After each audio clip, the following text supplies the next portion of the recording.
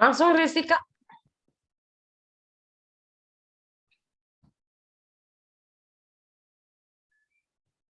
Sabar kamu ya, lagi proses. Oke.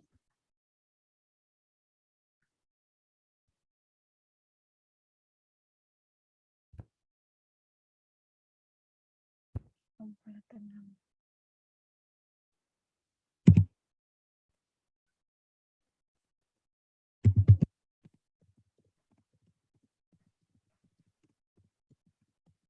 Ih, ya ampun.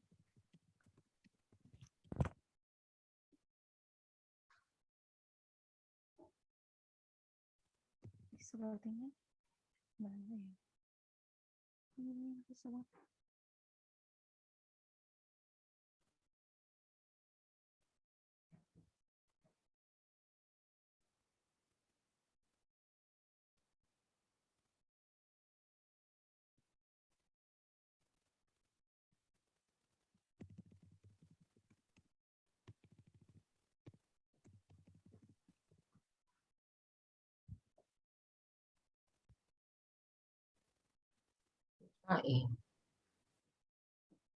Maaf Kak Maya, ini laptopnya agak gangguan.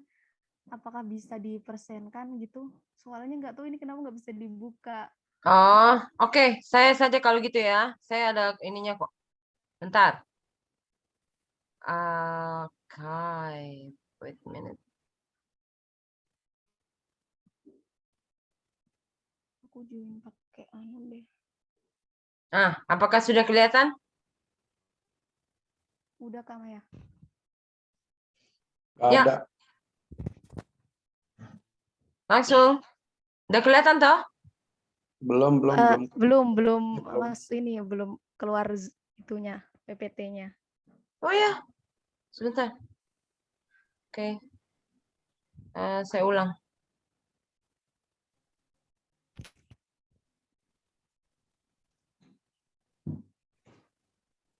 Ya, udah kelihatan?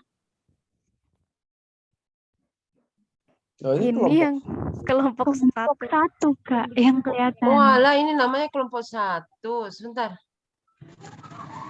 Kelompok 2 yang mana? Malah kelompok 2 yang ada di saya. Itu kelompok 1 tadi ya? Iya, Boleh Kak, kirim kelompok di ini kah? Kelompok 2 yang mana ya? Sebentar. Boleh kirim di message ini kah? Ini. Sip. Sebentar ya. Saya ini. Berarti saya salah kasih judul.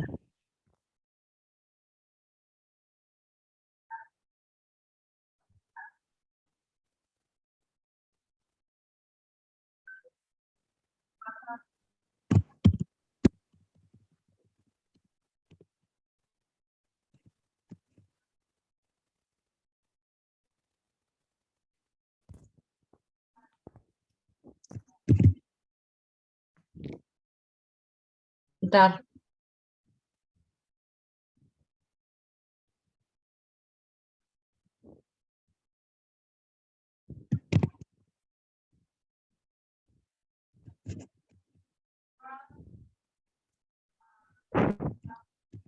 Oke. Minutes. Saya share lagi ya. Ya Kak.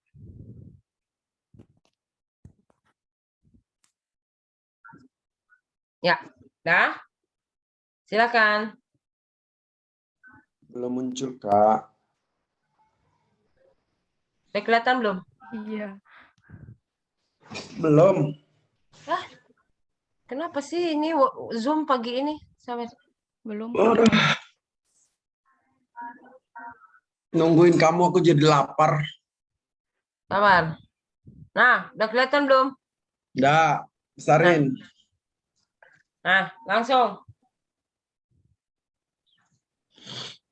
Isu lingkungan ya.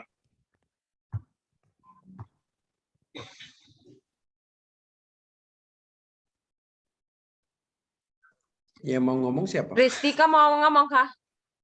Pantai Maaf, Kak Galesong Maya, lagi. kayaknya jaringan saya lagi belum muncul di saya. Atau saya buka aja Kak dulu, baru nanti kalau Oke, misalkan ya. ketika jaringannya udah bagus, Nanti kupersilahkan. Boleh. Nih kenapa kok kasih masuk Pantai Galesong? Ini ada tempat Ini makan di, ikan di enak saya sini. Ternyata belum jorok ya. belum Kan ada PPT-nya Oh, iya. sama kamu kan? PPT-nya sama kamu kan? Sekarang dimulai aja halaman 1. Kamu buka di halaman di PPT kamu. Di halaman 1 coba. Hmm. Ristika, nggak apa-apa. Nanti biar aku buka, baru habis itu Ristika jelaskan. Dibuka aja dulu. Oke. Baiklah. Assalamualaikum warahmatullahi wabarakatuh. Jadi kami kelompok 2 akan mempresentasikan mengenai hasil diskusi kami mengenai isu lingkungan. Di sini kami mengambil 3 isu lingkungan. Yang pertama ada sampah yang ada di Sorong, Papua. Kemudian isu yang kedua itu adalah kekeringan yang ada di Nusa Tenggara Timur. Lalu isu yang ketiga adalah abrasi di Pantai Galesong. Nah, mungkin untuk penjelasan berikutnya saya persilahkan kepada Ristika.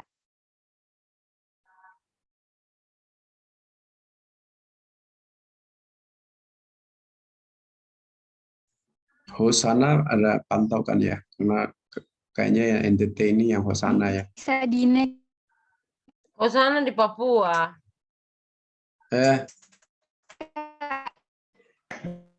Oh, God. Halo. Slide berikutnya Kak Maya. Ya. Keren nih. Lanjut.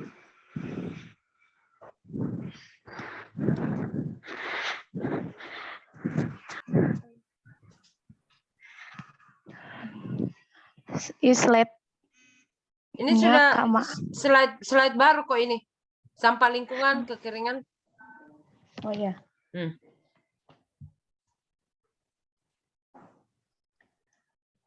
Yang pertama sampah lingkungan. Sampah lingkungan asal mulanya yaitu karena adanya penumpukan sampah yang tak kunjung diatasi atau tidak dikelola dengan benar. Berikutnya penyebabnya adalah yang pertama, kurangnya kesadaran dari masyarakat untuk membuang sampah pada tempat pembuangan sampah. Yang kedua, kurang tepatnya pengolahan sampah di tempat pembuangan akhir atau TPA. Akibat yang ditimbulkan adalah yang pertama akan terjadi masalah kesehatan, masalah lingkungan, dan akan dapat mencemari laut. Yang berikutnya, solusinya adalah public awareness. Kita harus menyadarkan diri kita sendiri terhadap pengolahan sampah. Yang kedua, kita dapat melakukan daur ulang sampah organik dan anorganik. SDGs yang dapat dikaitkan yang pertama nomor 13 tentang penanganan perubahan iklim.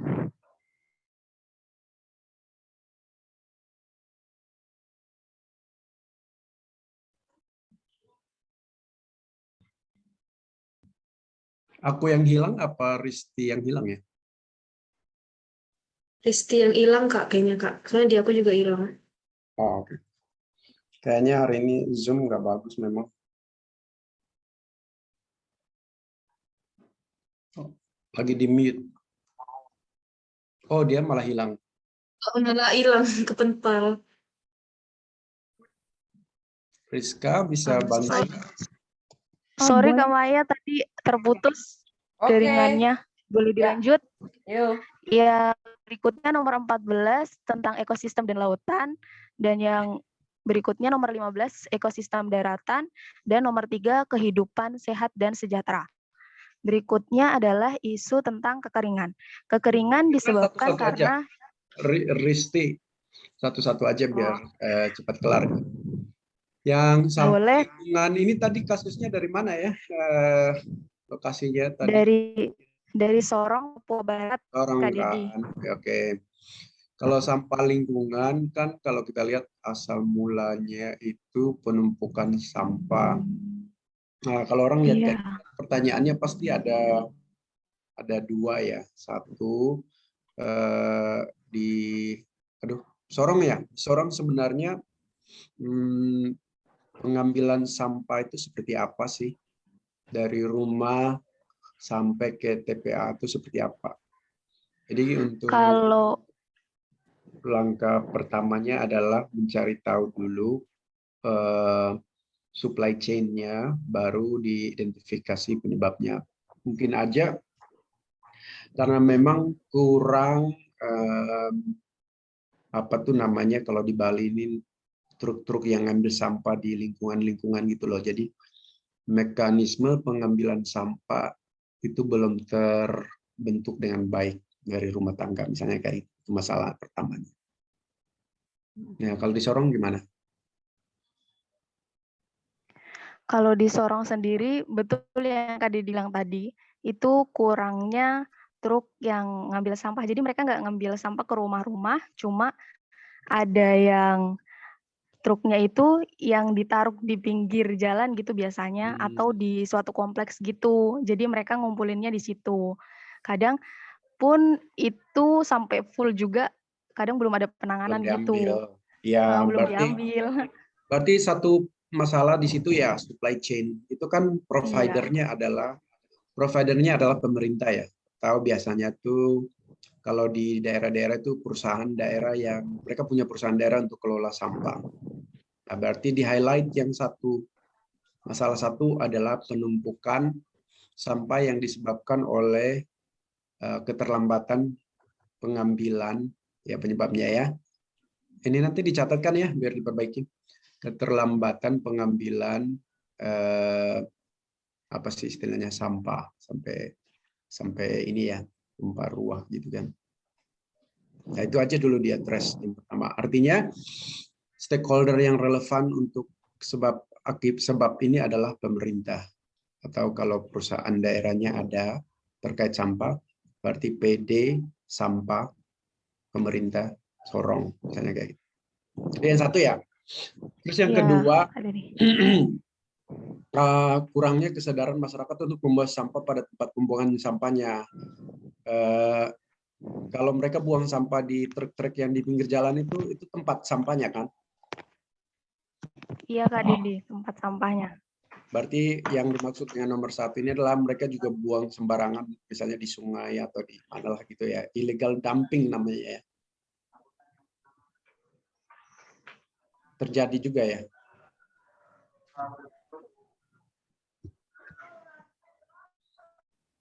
Buang sampah di sungai atau di pinggir-pinggir jalan, di hutan. Kalau di Bali, biasa di kebun orang dibuang.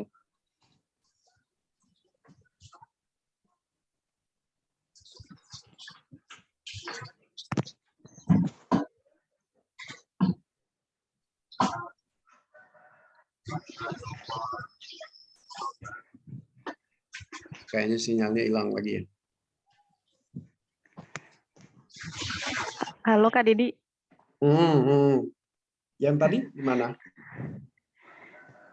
Yang kalau kurang tepatnya ini ya Kak Didi. Bukan.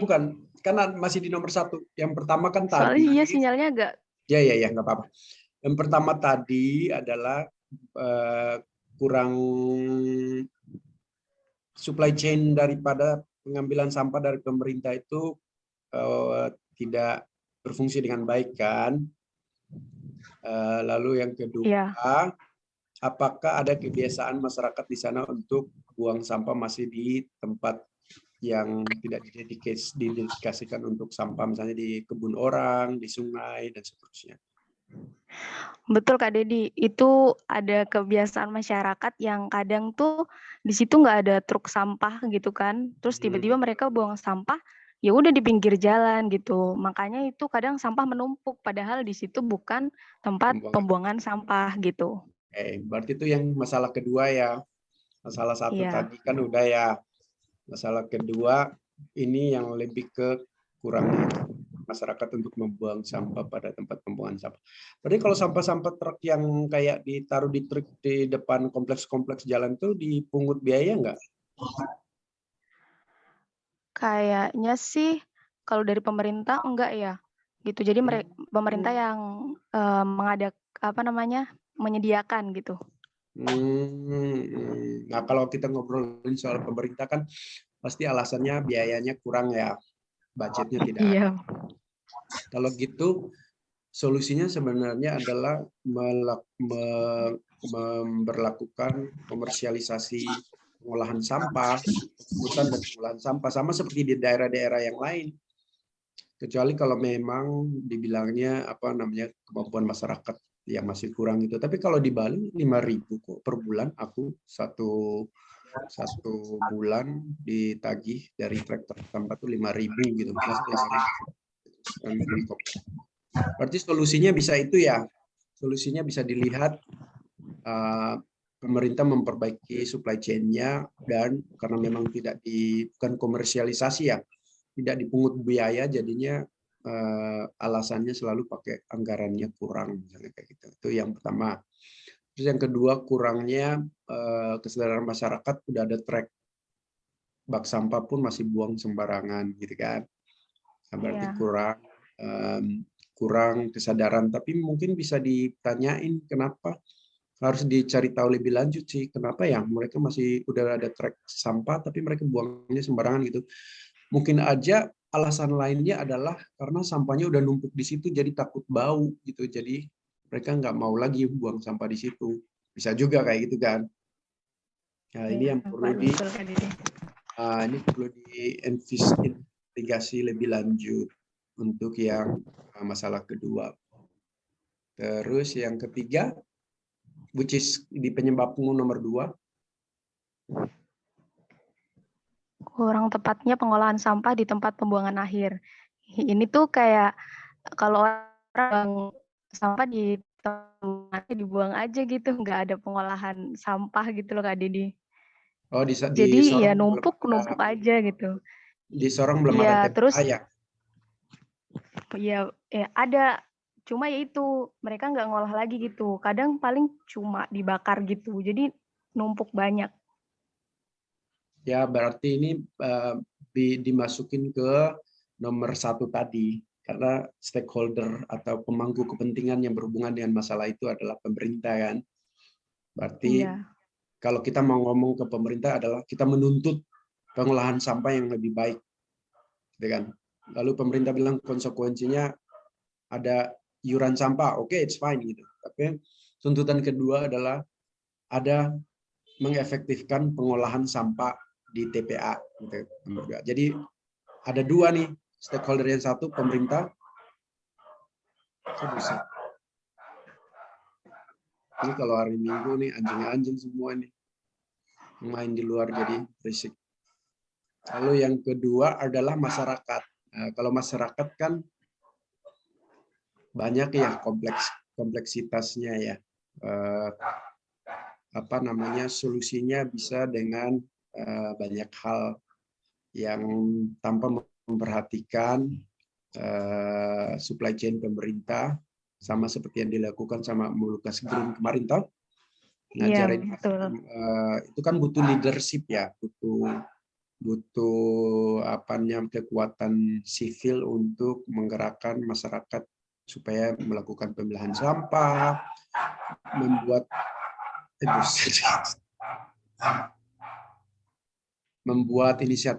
inisiatif yang berhubungan dengan sampah. Tuh. Kalau di Papua ada tuh yang saya bilang Papua Terada Sampah. Nah, itu bisa misalnya kemarin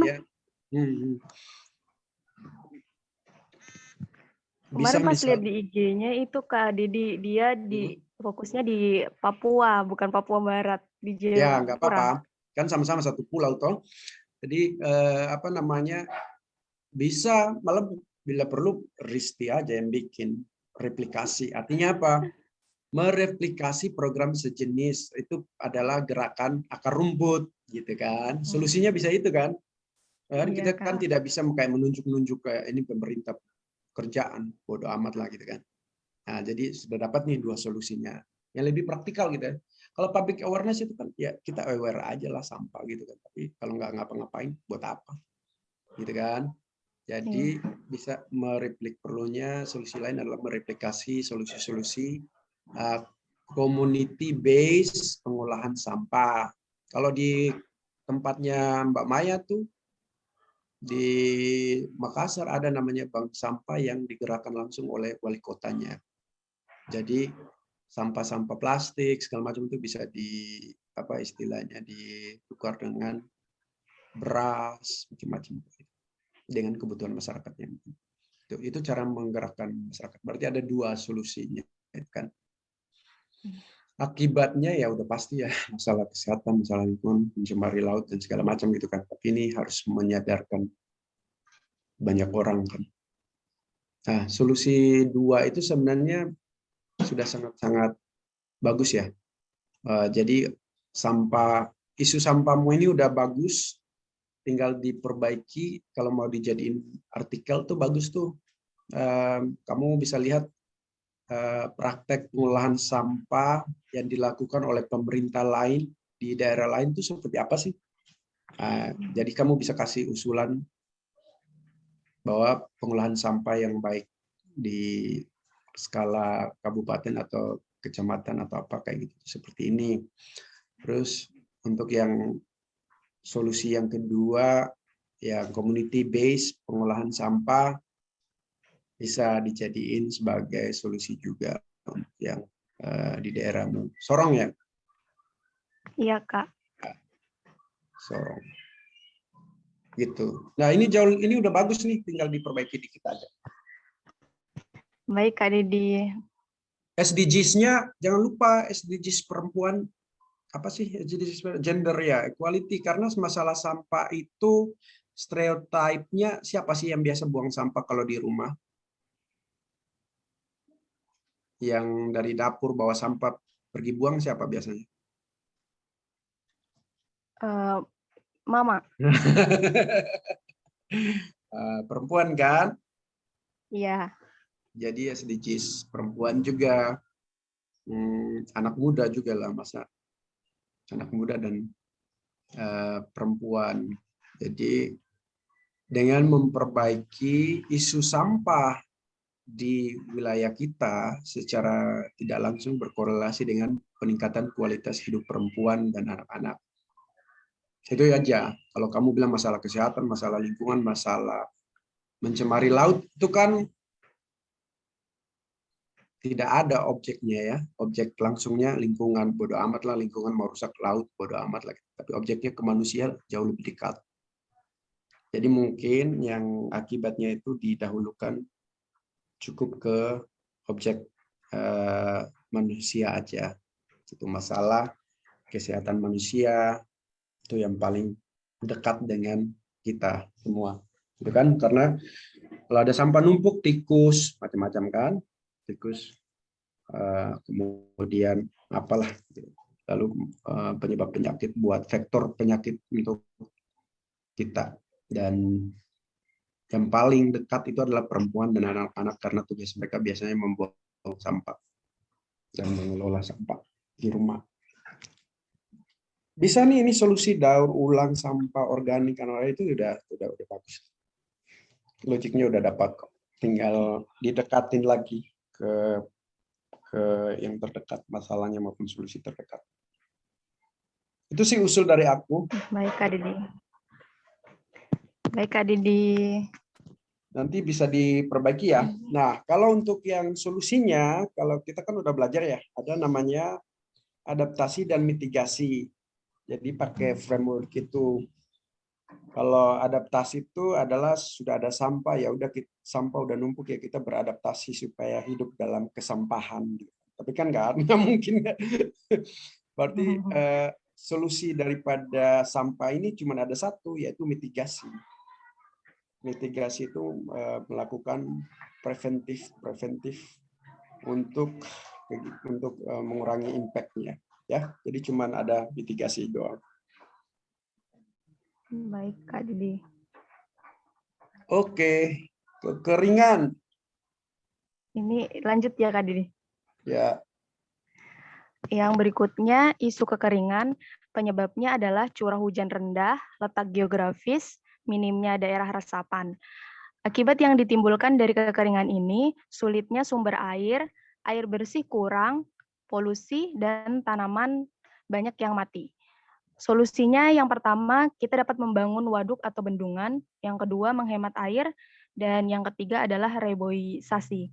SDGs yang dapat dikaitkan yakni nomor 13, penanganan perubahan iklim, nomor 15, ekosistem daratan, dan nomor 3, kehidupan sehat dan sejahtera. Nah, kalau ini isunya kompleks banget ini. Jadi ini tadi kalau tidak salah di NTT ya. NTT kan udah terkenal dari dulu ya, kering ya. Jadi kalau kita bilang kekeringan karena perubahan iklim, kayaknya nggak masuk akal karena dari dulu memang kering. Dan curah hujannya memang rendah di sana kan. Letak geografisnya kita tidak bisa kita ubah, gitu. Atau bisa kita pindahin letak geografisnya kan tidak mungkin ya. Jadi untuk kekeringan ini isunya adalah adaptasi bukan mitigasi. Karena kita udah tinggal di climate yang kering, jadi yang perlu kita pikirkan itu adalah adaptasinya. Sebenarnya bukan penyebabnya itu ya, tapi mungkin apa ya istilahnya ini ya, faktor pendukung gitu ya. Faktor pendukung daripada kekeringan itu adalah curah hujan yang rendah, letak geografis, kemudian minimnya daerah resapan. Terus mitigasi ya akibatnya ya udah banyak nih ya. Solusinya adalah mitigasi, ekomitigasi, adaptasi karena kita harus hidup di tetap harus hidup di NTT toh kayak gitu. Jadi mitigasinya bisa dengan melakukan ekomitigasi, terus aku ngomongnya adaptasi itu bisa dilakukan dengan banyak hal.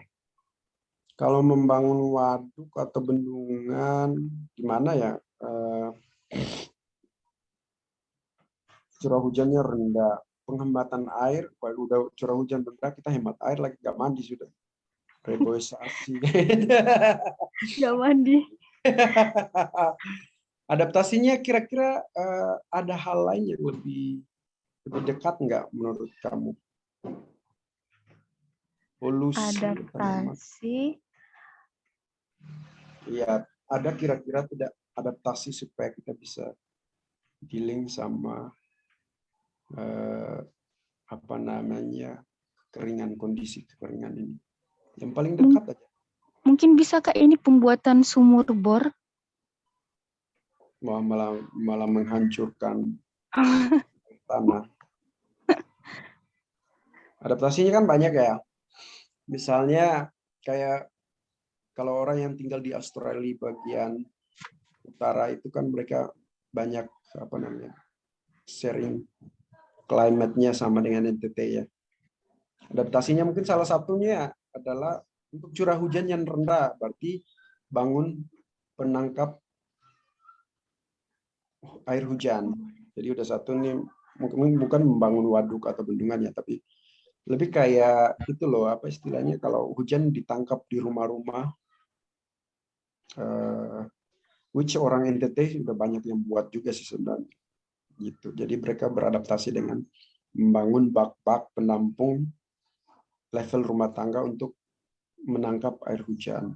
Itu yang adaptasinya. Penghematan airnya ya, aku rasa udah pasti otomatis orang akan hemat air, airnya susah. Adaptasi yang lain ada lagi misalnya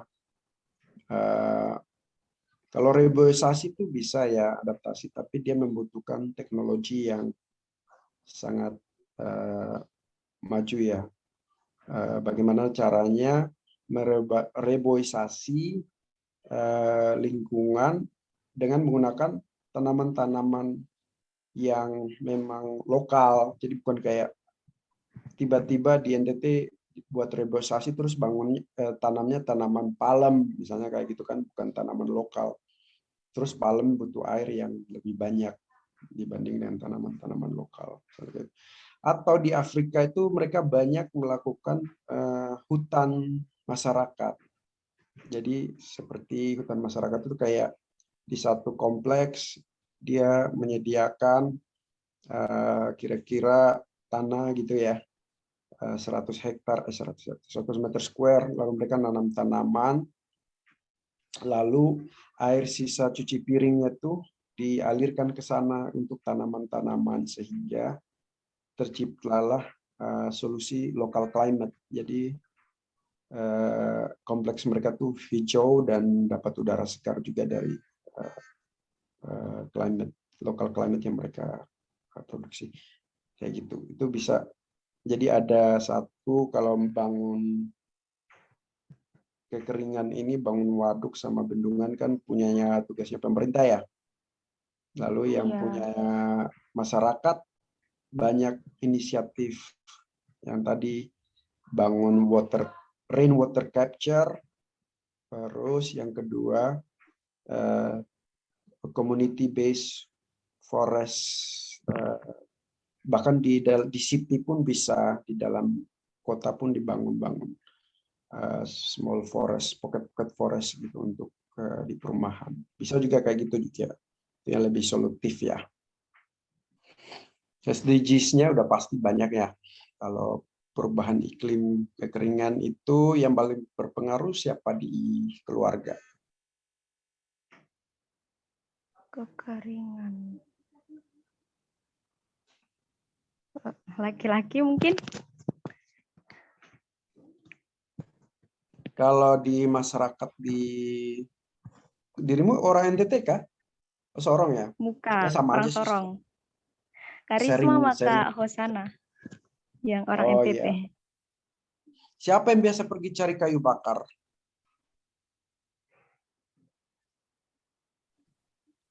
Bapak laki-laki. Oh gitu. Yang pergi ambil air? Ambil air, kadang perempuan, kadang laki-laki juga bisa, Kak Didi. Oke, terus yang mengembalakan sapi apa segala macam? Laki-laki. Nah, gitu ya. Jadi bisa digituin, impact-nya lebih ke misalnya kalau kekeringan, jadi padang-padang pengembalaan menjadi susah. Nah, impact-nya mereka harus melakukan pengembalaan sampai berkilo-kilo, sumber air berkurang sehingga perempuan atau anak perempuan harus berjalan kaki misalnya 20 kilo untuk mengambil air. Atau di Kupang kan biasa tuh ada istilah orang bilang mete air kan. Karena pada bulan-bulan tertentu airnya susah, jadi harus dipelototin sumber mata airnya sampai ngambil airnya giliran. Mete air namanya. Dad, ini lagi tinggal 3 menit loh ke kelompok 3. Ya nggak apa-apa kan, kita mulainya telat juga. Gitu ya. Jadi ambil yang solusi yang kalau bisa solusinya sama kayak di lingkungan tadi, sampah lingkungan tadi, dibagi menjadi 2 solusi yang diarahkan ke pemerintah, lalu solusi yang diarahkan ke masyarakat. Tapi pastikan solusinya itu memang sudah ada sebelumnya. Jadi bukan kayak out of blue kita kasih solusi yang belum pernah dicoba. Jadi nanti kalau dikembangkan jadi sesuatu, nanti dipastiin ada case study-nya. Kalau sampah ada case study community base-nya, gitu. Kalau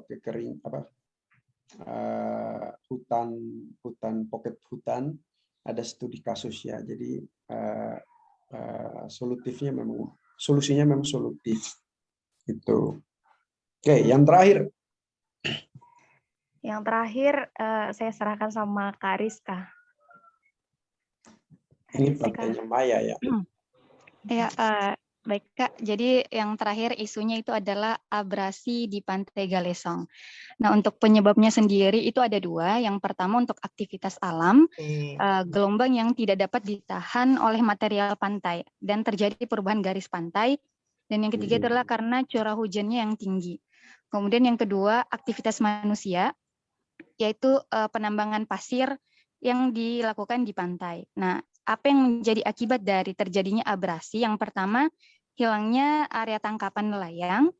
Kemudian yang kedua, kerusakan fasilitas umum. Dalam hal ini dapat berupa jalan, kemudian tempat pemakaman umum, rumah-rumah warga dan juga tempat-tempat wisata. Lalu terjadi kerusakan pada ekosistem yang ada di laut. Nah, solusinya yang pertama kita dapat melakukan penanaman mangrove. Kemudian yang kedua melakukan pembangunan revetment seperti tanggul-tanggul yang itu karung yang berisi pasir-pasir. Kemudian pembangunan ground di sini sebagai bangunan yang dapat memecah gelombang pantai. Lalu kemudian yang keempat melakukan relokasi bangunan.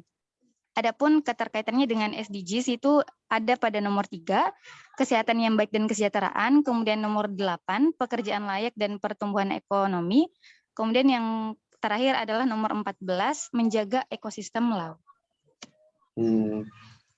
Kalau ini udah bagus ya, tapi mungkin yang solusi yang relokasi bangunan ini sensitif ya, maksudnya bangunan rumah kan? Iya, Kak. Voluntaris bentar ya.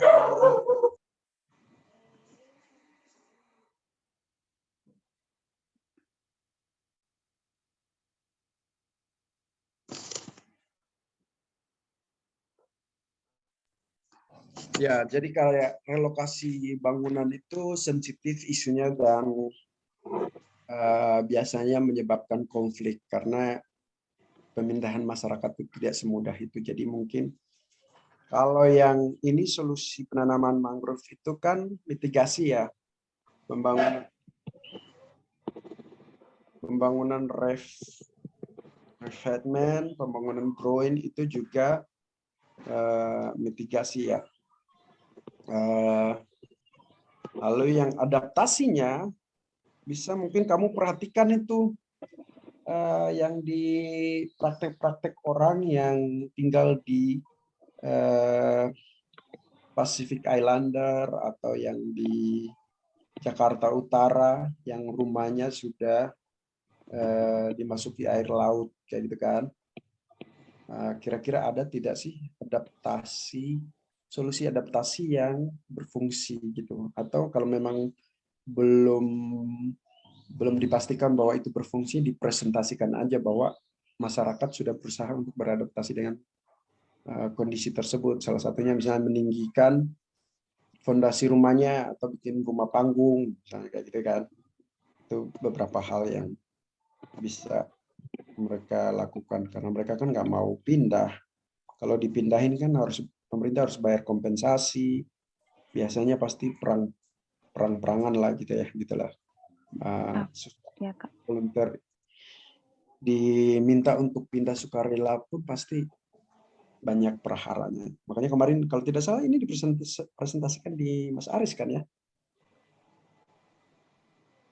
Makanya Mas Aris bilang isu relokasi itu dipertimbangkan lagi. Ya. Oh, ya. Baik, Kak. Cuman itu aja sih. Nanti solusinya sama ya semua ya, dibagi menjadi 2 berdasarkan stakeholder-nya. Solusi ini sebaiknya dilakukan oleh siapa, begitu ya. Oh, iya, Kak.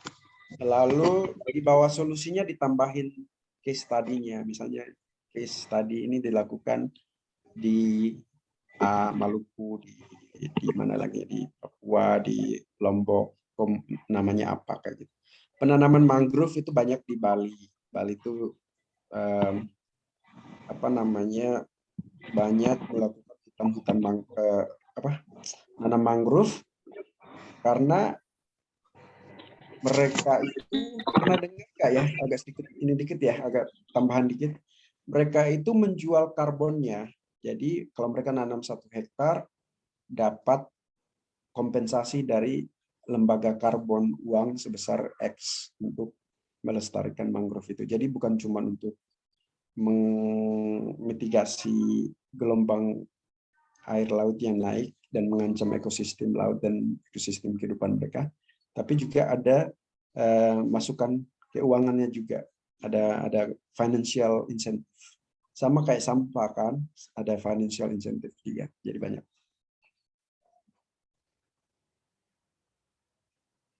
Itu aja sih masukan dari aku. Selain itu udah bagus. Ini Terima kasih, Kak Didi. Sedikit tambahan. Ini nanti kita mau bikin diskusi ini ya. Jadi dari 3 isu ini, apakah nanti adik-adik ini diarahkan untuk membuat satu diskusi secara terpisah dengan mengundang teman-teman yang lain? Atau gimana, Det, untuk next action plan-nya? Kalau ya Allah banget sih.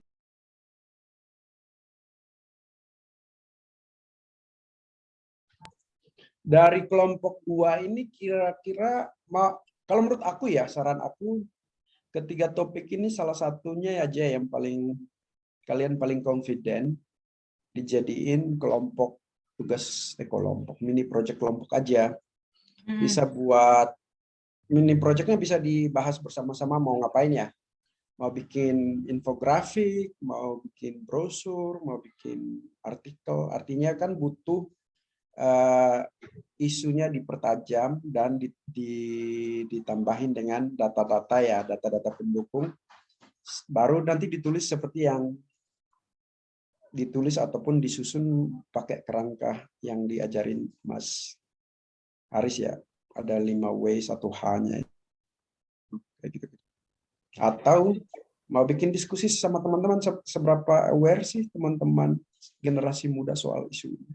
Siapa tahu mereka bilang penyebabnya bukan itu Kak, penyebabnya lain lagi misalnya, karena kan mereka yang tinggal di situ toh, mereka yang paling tahu. Gimana? Ya.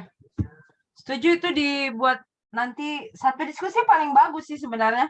Jadi bukan di teman-teman di kelompok ini aja, tapi nanti dari yang lain juga ya. Bahkan bukan dari kursus mingguan ini, tapi dari kampus masing-masing kita ajakin diskusi yuk gitu loh. Nanti Wime fasilitasi, aku fasilitasi, kita buatkan Zoom link untuk bahas masalah ini gitu loh. Gimana?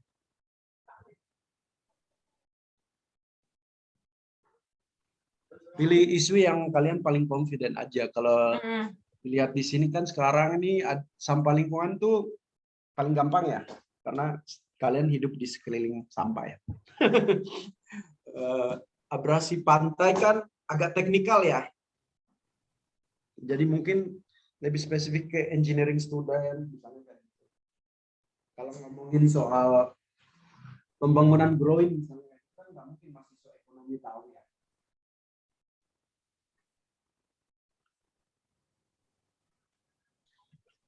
Oke, saya rasa kita harus masuk ke kelompok 3. Orang belum direspon malah kamu udah.